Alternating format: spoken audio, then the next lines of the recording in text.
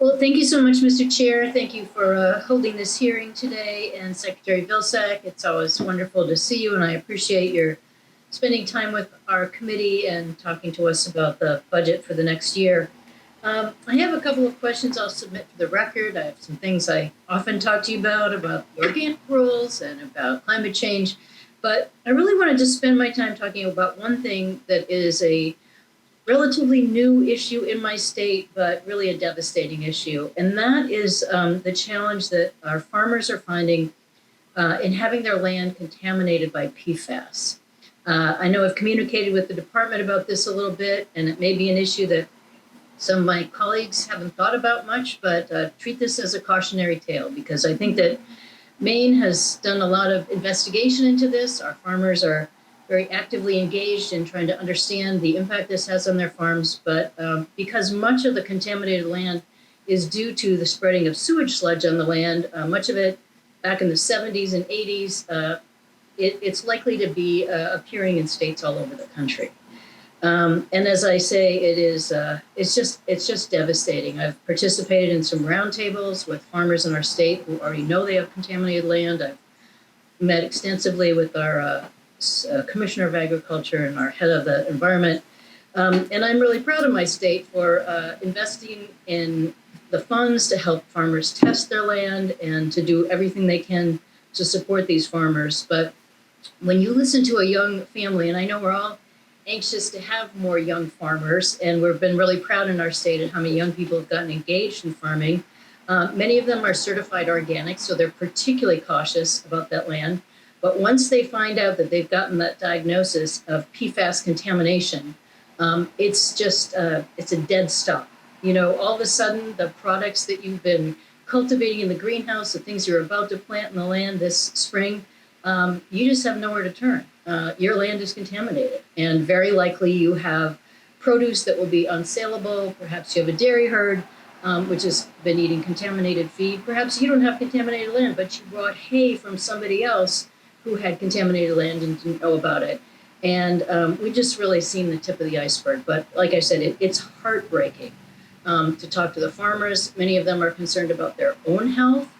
Because we have a lot of young farmers, a lot of them have young children who've been, outside playing in the yard or drinking the water that's also contaminated. Our state is doing a wonderful job investing in testing, but it takes a long time. It takes a long time to discover which lands had sewage sludge spread on them, and there's a lot because it was a conventional practice, and probably for many years we assumed it was a good idea. And adding fertility to the land, and we didn't know that there were these permanent chemicals, PFAS, in some of that sewage sludge, and we're finding it all over our state. Some of the farmers, because they don't have time to wait for the state, are paying for their own testing. They're testing themselves and finding extremely high level of contamination in their own bodies, in their children's bodies. So I just can't say enough about how hard it is to witness this going on and to realize we just don't have the resources, we don't have the science. We can't tell a farmer right now what to do to mitigate the problem, to remediate the problem. And we're still trying to figure out what are safe levels in produce, in other products. And our own CDC in the state of Maine is doing that kind of research. So I know I'm kind of going on here, but I just can't say enough about it and the importance of the USDA stepping in to help. Funds are being set up in our state to support those farmers who may be devastated economically, to do more research, to do more testing, to support the testing. But I guess, and I've contacted the USDA, and I know that you are working cooperatively with us, but what else do you need to be able to take a bigger leadership role? What kind of funding do you think you need to face this problem going into the future? And as always, I certainly invite you to come to the state of Maine, because I would love nothing more than having you sit down with some of the farmers and hearing their story firsthand and hearing with our own Department of Agriculture about how they're dealing with this. You've correctly identified the need for more information. I think we need a national standard so that there's a better understanding of precisely what is acceptable. I think we also need to get away from the ad hoc commodity by commodity assistance program that we currently have to create more of an overall program that basically covers all the commodities. We have something for the dairy industry, but we don't necessarily have something today for produce. And so this is a significant funding issue and one that I suspect you're going to take up in the Farm Bill. And I would use this opportunity that you've raised just simply to make this pitch. We always go into the Farm Bill discussions with the notion that we have to do it within the existing budget.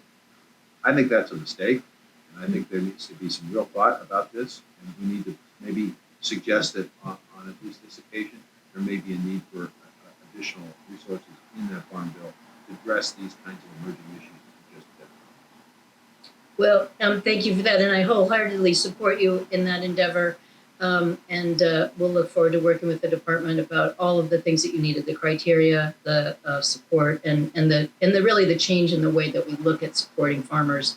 Because as you said, we may have some ideas about how to go about it in the dairy industry, but beyond that, we haven't given enough thought and certainly don't have the program. So thank you for your consideration. Thank you very much, Mr. Chair. I look forward to working with you on this challenging issue.